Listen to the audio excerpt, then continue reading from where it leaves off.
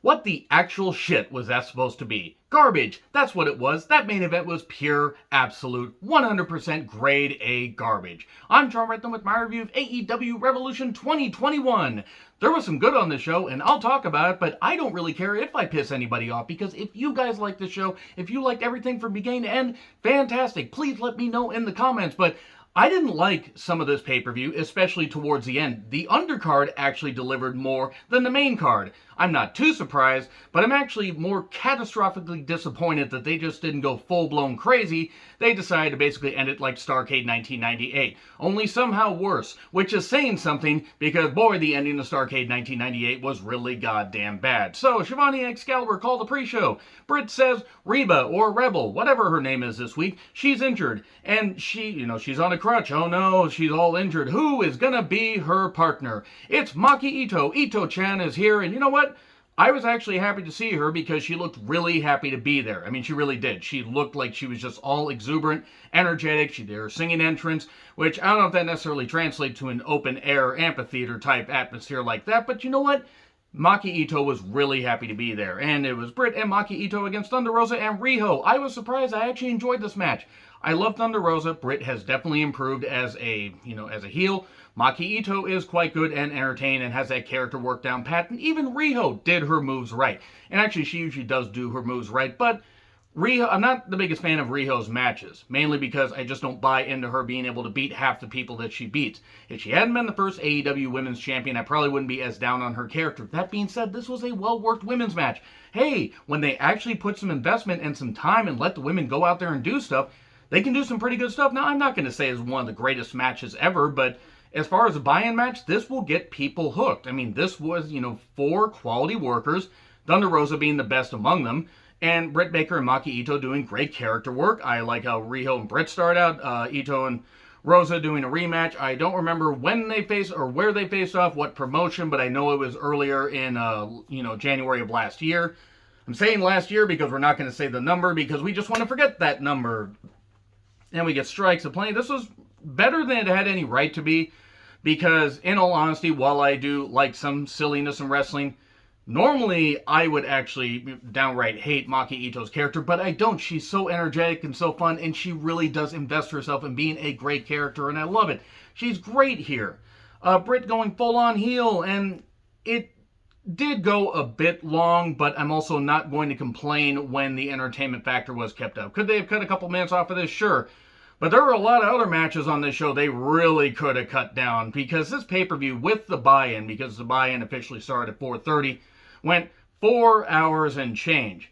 And 4-hour pay-per-views aren't the worst thing in the world. Here's the thing. When you drag some matches out longer than they need to be, well, there's not necessarily any excuse for that. I don't care if you're New Japan, AEW, WWE, if you're Impact, whatever. I don't care what promotion you are. I don't care if you're past, present, or future. It doesn't matter. 4-hour pay-per-views that drag, it's a bad idea because then the crowd gets tired. Though I will say the fans over there, more often than not, were pretty electric. We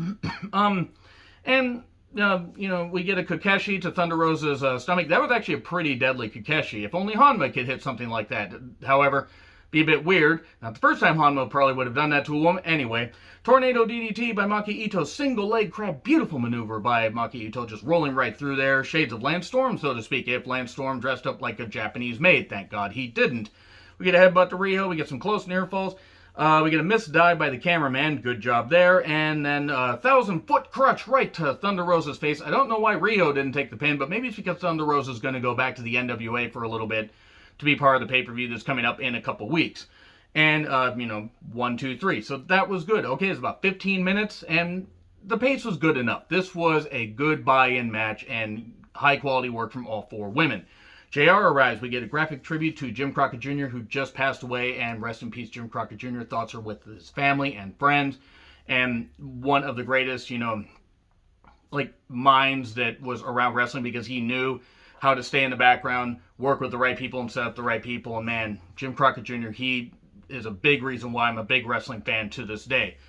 JR sounded very rough. He did get a low bear as things went on. I don't know if he was having any issues medically or just something happened, like if he was just having a rough voice. Thankfully, he seemed okay by the end. Though he did seem like he was getting really pissed by the end of the show. Not that I blame him. MJF and Chris Super Spreader Jericho. And yeah, I'm going to keep making fun of Chris All Lives Matter Jericho because he deserves to be made fun of. You can have different opinions all you want, but when you have toxic views like Chris Jericho, you deserve to be mocked endlessly. And they took on the Bucks. AEW tag title match. Referee Aubrey. I love Aubrey Edwards. I will say, as far as a match, this was better than I thought. Now, yes, the Bucks did their usual stuff. This wasn't as good as what they had against Omega and Page at last year's Revolution, my favorite tag match of the year. This was a better Bucks match than I thought it would be. Now, yes, did the Bucks do a lot of their video game stuff and no selling and everything? Sure. But did they do some selling? Was there some psychology to this? Yes. That's mostly thanks to MJF carrying it. Jericho physically, wrestles like shit. He looks like shit. He can't do it anymore. He can't do a goddamn thing. And I think I know what they're going to do a little bit later because it's pretty obvious from, post-match promo a little bit later on in the show what's going to happen with the Inner Circle. Wardlow inserts himself in the match, that is, and Nick with the hot tag. It was 17 minutes, roughly 18 minutes. I mean, actually, if you get down to figuring out all the seconds and everything, but honestly, it didn't drag, and I thought it was going to drag. It didn't drag like the FTR match, which is a shame because I wanted to like the FTR Bucks match a lot more than I did. Juice effect to Wardlow by accident. We do get MJF hitting the Heat Seeker earlier for 2. BTE trigger, but MJF breaks it up. Meltzer driver on Jericho. 1, 2, 3. Super Spreader Jericho taking the pin. Good. Really, really good. And then they run down the car. So the Bucks retain. I'm not going to complain about that. I don't think I was very good at my predictions. Really, I wasn't. I think I maybe got 3 right out of the whole goddamn show, and I think that's even being generous. But the Bucks winning, I'm not against it. I actually thought Sammy Guevara was going to come back and cost MJF and Jericho the match, but no, he didn't. And I think I know why, because I'm going to find out a little bit later. So, card rundown. JR needed to have some rest. I think he should have sat out a few of the other matches, though, like I said, his voice got a little bit better afterwards. Casino Tag Team Battle Royal. Okay, this is a mess. Now, there were times where it was fine. We have 90-second intervals. Both members of the team have to be eliminated to, be eliminated. That's kind of how these things work. Natural Nightmares, QT Marshall, and Dustin Rhodes come out, and then we get 10 and Allen 5 Angels to start. A lot of Dark Order in this. Santana Ortiz come out next, and then, 5 tossed out by QT. The Seidel brothers are out. They're out pretty quickly, though. Uno and Grayson are out next, and then stop and do some spots. That's the thing. Once the team came in, they did a few spots. Yes, it was a typical tag team battle royal. I think a few minutes could have been cut off at this one. I get with the intervals, they were trying to pace it. It just didn't quite work for me. I don't know. I think they could have cut a couple teams out. I'm glad that everybody got a pay-per-view payoff. That is good. I am certainly happy about that, especially in the pandemic when, some of these teams may have not gotten on any other pay-per-view other than this. But this was too filled. It was just way too filled. Having a lot of tag teams does not a deep division make, basically. And Gun Club are out. Matt and Mike are gone soon after. Avalon and Cesar Bononi, they're the pretty team or whatever the hell they're called, and I don't know why they were here. They were just added suddenly, and then Varsity Blondes are out. Gun Club get tossed up by QT. Dustin is upset at QT for trying to win the match for some reason, and then he just leaves the ring. And we get infighting with them. We get Bear Country. I love Bear Country. I hope they, get signed by AEW because they are a very good team. Bear witness to Bear Country, if you will. Jurassic Express, and unfortunately the Dwarf are here. Now, I don't mind. I like Jungle Boy and Luchasaurus. Jungle Boy's the star of the team, but they do not need Marco here. They definitely didn't need him for a spot later. Avalon and Cesar are gone, and I think it was the Dwarf, and I'm going to call him the Dwarf because he shouldn't be in the goddamn ring. And I mean, I'm sorry. I'm not saying he's a bad guy, but I don't want to see Marco stunt in a goddamn wrestling ring. It's embarrassing. It's shit. Because it's unbelievable. There are certain things I can stretch my belief about. This isn't it. Butcher and Blade get in, and then a bunch of people start getting tossed out. I did like how Luchasaurus did take people out. That was kind of cool. Allie jerks on Dustin's leg. Allie was very distracting during this. I will say that much. Allie, I really wish they'd let Allie wrestle unless she just doesn't want to wrestle anymore. Private Party come out. SCU comes out next. Now, SCU did not win this, but since it wasn't a traditional tag match, it doesn't count against them not teaming up again. Which I guess kind of gives them an out and gives them a reason to stretch this out a little bit. And Luchasaurus gets eliminated by Bear Country. Butcher eliminates Bear Country, and then Silver and Reynolds are out next. I believe they're the last team. Butcher's gone, and then it's down to Phoenix, Pac, Jungle Boy, and John Silver. Almost said Adam Silver, and I mean, no, I don't really think we want him there. Phoenix kicks Silver down to the floor. I will say when Phoenix hits the stuff right, it's great. Unfortunately, he botches a lot because Lucha is really hard to pull off. And then Pac gets eliminated. It's Phoenix and Jungle Boy. We get to dive through the ropes. Why the Poison Rana? Who the hell knows? But Jungle Boy hits that on Phoenix, and Phoenix still wins because logic. Why the hell not? So, Death Triangle, two members of Death Triangle rather, get the victory, and they're going to face off against the Bucks. Okay, I'm not against that. You know what? It's fresh. I don't think the Pac and Phoenix are going to win, as cool as it would be, but at least it's a fresh team facing off against the Bucks. Dasha and Paul White talk about these big signee, boy, I'll get to that, don't worry. We get DDP in the crowd, and Wing Hauser's brother, I assume. I actually have no goddamn idea who that guy is. I know who Wing Hauser is, thanks to the movie Mutant. If you've never seen Mutant, well, it was a zombie movie that tried to be different, and it was very southern. So southern, I think I hear dueling banjos in my head. That could just be the voices. Moving on. Hikaru Shida versus Ryo Mizunami. AEW Women's Title match. Okay, did it go a couple minutes long? Sure, I won't dispute that, but I have complained that a lot of women's matches are not given enough time, so I'm glad they got quite a bit of time. They did do a few too many kickouts. I think they tried to emulate the All Japan women's division from the 90s, and I think that it got a little bit stretched. That being said, I like the strikes these women did. I thought that they did some really good stuff. Bastard driver or sit out on the ramp, that was, maybe actually wasn't a bastard driver, it was just a, sit out, but that looked kind of, vile. Shida with that sinister smile. Fucking hell, Hikaru Shida's goddamn beautiful. She's a great spokesperson for the company. She really is. Nasty headbutts. We get a spike driver for 2. We get knee and a clothesline. I'm going to pop up and hit you with a clothesline. We're just going to do all the no-selling here. Rio hardly, is very, hardy with her fisting of Shida. Moving on. And then guillotine leg drop for 2. Pop up out of a German, a clothesline Falcon Arrow. Nobody kicks out of the Falcon Arrow according to Excalibur. And then we get a knee for 2, knees aplenty, more near falls, and then we get a corkscrew knee for 3. Yeah, so 15 minutes. I mean, it felt like it was stretched a little bit. I'm also not going to complain that the women were given time. So it's a bit of a double-edged sword. That being said, I appreciate the effort in both women's matches. Hopefully this means that the women will actually be featured better. So anyway, we then get Nyla attacking. Then Britt and Maki Ito join the beatdown. Vicky Guerrero is unfortunately there. Why is Vicky Guerrero? Just why is she? I mean, why is she there? She doesn't add anything to Nyla's character. Like, seriously, what has she added to Nyla's character? Nyla can cut promos. Vicky just is doing the same shtick she's been doing for the last 10 goddamn years. Where the fuck was Vicky? I'm always going to think that whenever I think of Vicky Guerrero, because Eddie Guerrero, God, how I miss Eddie. Can we trade them, please? Anyway, Thunder Rosa runs them all off. I love Thunder Rosa, but could they have not sent somebody else out there with Thunder Rosa? A couple other women that were backstage. Have a couple other women run from the crowd to join Thunder Rosa and do that. I'm not against it because Thunder Rosa is legit tough, but it's just the numbers. I mean, Nyla's running off from everybody. I don't get it.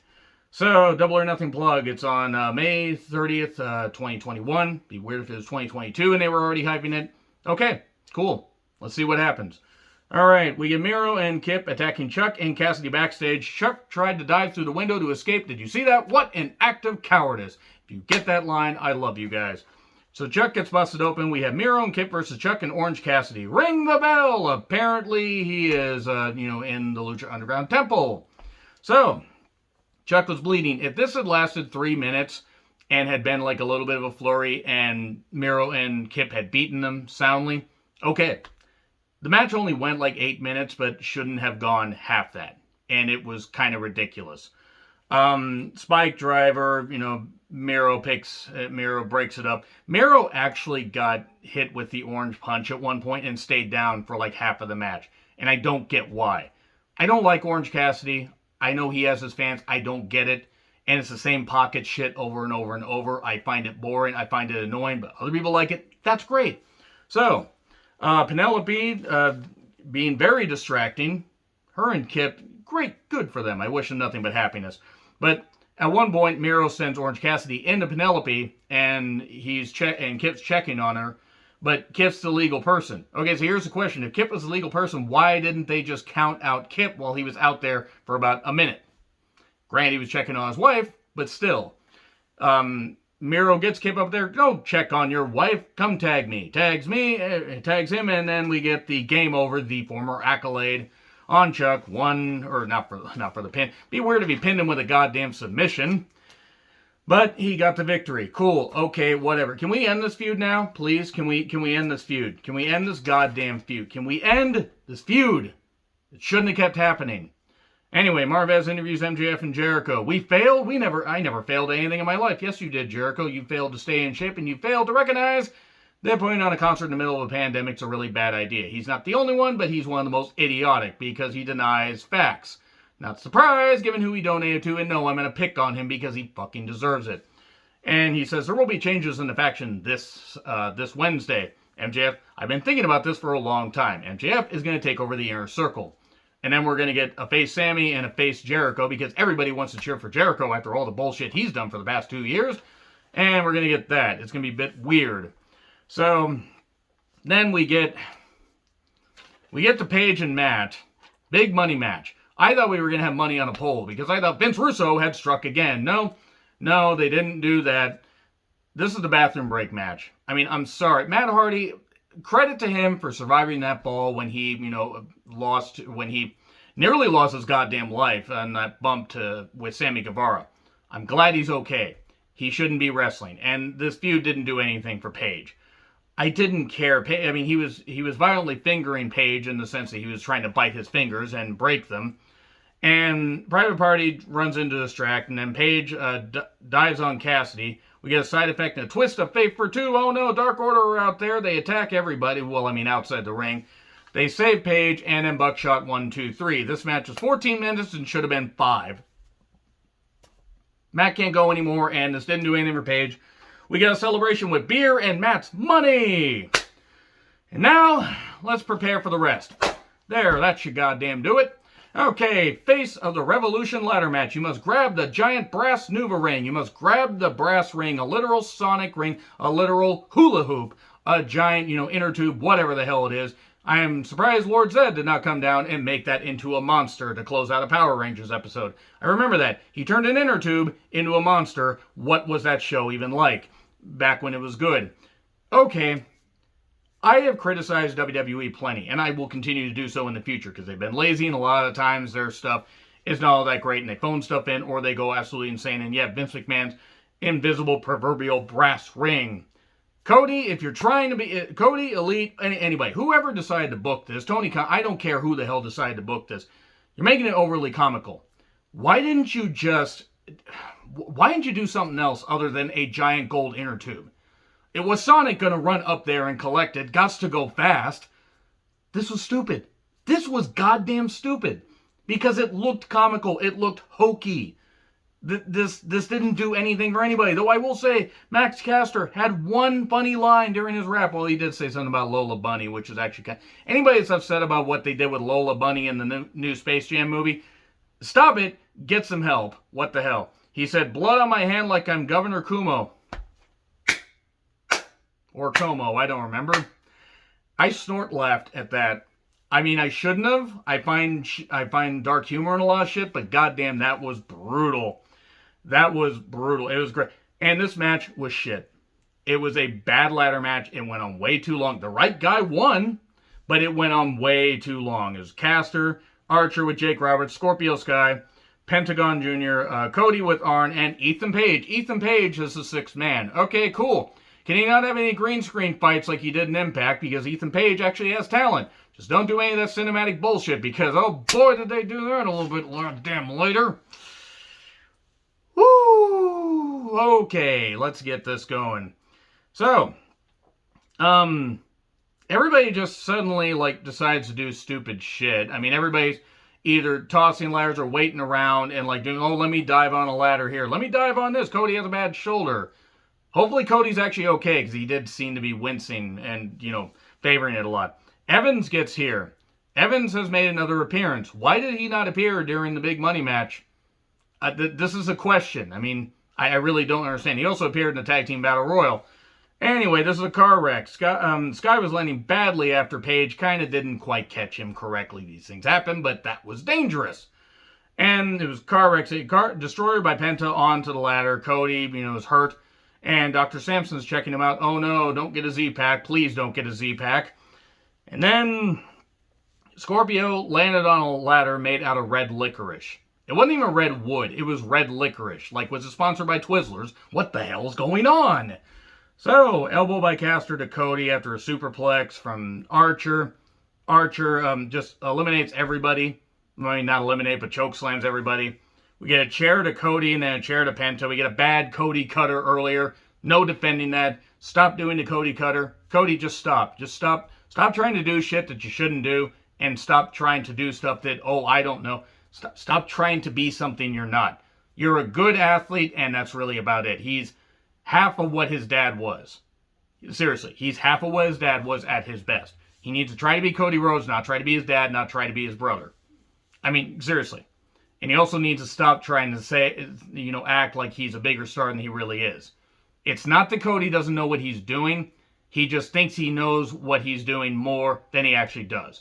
And if that doesn't make any sense, don't worry. I'm pretty certain people will shred me in the goddamn comments because I was a fan of Cody in WWE. I wanted to see what AEW could do, and all it's become is a circle jerk because that's what the goddamn ego-stroking entrance was. It's ridiculous how Cody does that. So, Scorpio eventually grabs the brass Nuva ring and gets the victory. Good. It was a car wreck, and it needed to be about 5 to 10 minutes shorter than it was. Because there's nothing wrong with people getting their spots in and everything. And good for Ethan Page. I mean, good for him. Hopefully he can do well in AEW. But now that AEW and Impact have a working relationship, oh great, he's going to have a ton of dream matches in Impact, except he just left there. Okay. Who is the signing? Commentary doesn't know. But then they play the theme and, oh look, I think I've seen this before. Christian Cage, how very TNA 2005 of you. Let me say right now, I'm happy for Christian. Christian Cage, whatever. I'm happy for him. This ain't the big landmark signing, but if he can actually do something good for AEW, do good in the ring, do good backstage, good for him. I was hoping the WWE would keep him after he had a pretty emotional return at the 2021 Royal Rumble. This is a get for AEW, but it's not a good get. Am I going to blame Christian for taking a payment? No. He deserves it, especially after he was on the shelf for so goddamn long and kept wanting one more match. He's got some people he could work with in AEW, but he is, 45, 7, something like that. He's got a year of part-time matches, maybe. He doesn't have all that much. Like, look at what he did in the Royal Rumble. He was basically there for, he did some good stuff, and then once Sheamus hit him with a kick, he was wobbly from the word go. He was not the same after that. So I don't know if he has all that much left. And there's a lot of guys that still need a lot more time in the ring. And if Christian's going to work with them, if he gets dropped, bad even once, that could be it. Good on Christian, but you know what? He signed. Cool. He's in the Dynamite Zone. AEW is basically becoming a mishmash of TNA and WCW. And some of the good parts and quite a few of the, they're trying to emulate WWE. We're trying to stick it to WWE. Stick it to the man. AEW needs to do its own thing, and they need to also reel themselves back and not try to do everything because all they're doing, if you're trying to please everybody, you're going to please nobody. Try to make sure that you focus on actually presenting a good product because there were parts of the show that was a good product. And then Taz joins commentary for this match that was filmed the day before. And apparently the Lucha Underground Temple, it's Sting! And Darby Allin versus Ricky Starks and Brian Cage. I'm sorry, I need to do this again. This was shit. This was absolute shit. And if people liked it, that's fine. I didn't expect much, and I got sick of the cinematic bullshit that Lucha Underground did years and years ago. By, around middle of season 2, I was getting sick of it. And WWE, I hated a lot of their cinematic stuff. I didn't mind the Boneyard match because that was fresh. It felt fresh. It wasn't great, but it felt fresh. And then everything just slid into bullshit, and I hated what WWE did for cinematic, and I hated what AEW did for cinematic. Stadium Stampede, Money in the Bank, they were both equally shit. I will say this, at least Sting looked good, but we did 20 takes, and that was the best one. That's what I kept thinking during this whole goddamn match. It's an undisclosed location that was in some warehouse somewhere. So Starks and Cage arrive in a very fancy car and apparently drive to the roof of something. Like, I mean, the way they shot it, it was like, did they just teleport? Did it spring up and go up to a goddamn roof? So, complete with music. I hate the fact that they need to include music here. Just lay out and let the guys do shit. Seriously. Like, and also, they didn't even bother to hide the lighting rigs. They didn't bother to do... None of this was wrestling. It wasn't goddamn wrestling. It's all cinematic. Darby, is on a skateboard, around, just friggin' skateboarding down hills and everything. I don't know how many hills they have in Jacksonville. I've never been to Jacksonville, but he's just somewhere. I don't know where the hell he is. Maybe they're in Seattle somewhere. That was the undisclosed location. A lot of hills in Seattle, trust me. And there's some Darby and Sting dressed, face painted hoodlums, that suddenly surround the ring, and Darby catches a ride in Sting's beat up Dodge pickup truck. Because why wouldn't Sting have one of those? Yeah, they're all beating around the ring and everything. There's a ring in this freaking, warehouse that's all abandoned. It actually looks like the same warehouse where they shot Hard Kill. If you've seen Hard Kill, I'm sorry, it was not very good. It was shit. Darby got tossed through just everything. I mean, Darby wants to leave this mortal realm really soon. Sting tosses the bat, throws it up somewhere. I'm sure that took more than one take. I mean, if it didn't, credit to Sting regardless. Better arm than I would have, and he beats up Starks. And then Cage carries Darby up the steps, which was impressive. And then we get barrels, ladders, and tables. Oh my, coffin drop. Hobbs shows up. How did they not know that it was Hobbs? And also, I want to say right now, Taz's commentary, at least he was having fun. Shivani, it's Hook! Okay. Hook kind of looks like Rufio after Captain Hook got to him. And then Darby in the door. It's more like Darby Allin. Proud of that. I worked hard on that one. And then later, he tosses the bat down to Sting from that undisclosed location of, in the undisclosed location. Some window. Some just random hollow that window. Where was this warehouse? I would like to know where this was filmed. So, coffin dropped to Cage through some plywood into a pit. So they're dead. They're apparently dead. Sting and Starks are back in the ring. I guess the pinfall had to happen in the ring. Scorpion Death Drop to Starks, 1, 2, 3. Okay. Thanks for coming, Sting. Thanks for coming, Starks. Good stuff there. I mean, I guess parts of it were fine, but realistically, if I'm going to kill WWE for this, I'm going to kill AEW for this. If Sting feels better, if Sting's happy with this, good. If this helps Darby, great. Starks taking the pin doesn't bother me if Starks wins the title from Darby. I don't know what they're going to do, though. And then, exploding barbed wire death match. I'm sorry. Okay, worst fucking match of 2021. Nothing is going to beat this. Bar none, this is some of the most egregious, abhorrent bullshit that I've ever seen. And if you guys liked it, great. I hated the shit in FMW. I was actually able to see a tape of that years and years ago. A buddy of mine that got tapes from Japan. And I saw it and it was like, this isn't wrestling. And by the way, if you like deathmatch wrestling, great. Guess what? To me, deathmatch wrestling ain't wrestling. This soured me on Moxley. Now, am I saying it's Moxley's fault? No, if Moxley wants to do this shit, I can only imagine how Renee felt. I really can only imagine. And I didn't expect it to be anything except bullshit. And it somehow was worse. They somehow managed to go lower than my low expectations, which were in the Earth's core. Suddenly, I am below the Earth's core. So I don't even know how that works. So, if the match goes more than 30 minutes, all the explosions will detonate. Okay, that's shit. Moxley comes through the concourse and with an Onita-inspired jacket. Cool. Pours water on himself with explosions. That's a good idea. Great idea. And then it's Moxley versus the guy that Okada made. Let me say right now that Omega's a good athlete. A very good athlete. He's had some good matches in AEW. He is not the end-all be-all of wrestling, in my personal goddamn opinion, and I hated this. I hated this. And then we have the aborted hand on commentary. One of the worst people to ever be involved in wrestling. I despise the mere existence of Don Callis. And I don't even mean as a character. He just seems like a slimeball that just needs to be sent away from civilized society because he doesn't even sound like he belongs in civilized society. He's overly obnoxious, overly animated. Oh, Kenny Omega's the best wrestler in the world. No, he's not, you fucking goddamn stupid bastard. You stupid twat. Why are you here? Oh, because wrestling companies feel that you actually deserve something because of that brief run in WWE when you were the Jackal. And boy, you seem like you should be torn apart by a pack of jackals. And you did some shit in ECW at the very end of its existence when it was dead and barely on life support. You know, I just don't understand how anybody could have enjoyed. And by the way, if you did enjoy this, fine, but nobody can actually defend this. Nobody can defend that ending, I will say that. Callis offers nothing. Barbed wire boards in and around the ring. Exploding charges. They didn't have wire around the part where, you know, you come down the ramp and everything, the steps. And then the referee's in a suit and a plastic mask because I guess plastic masks will protect you against this.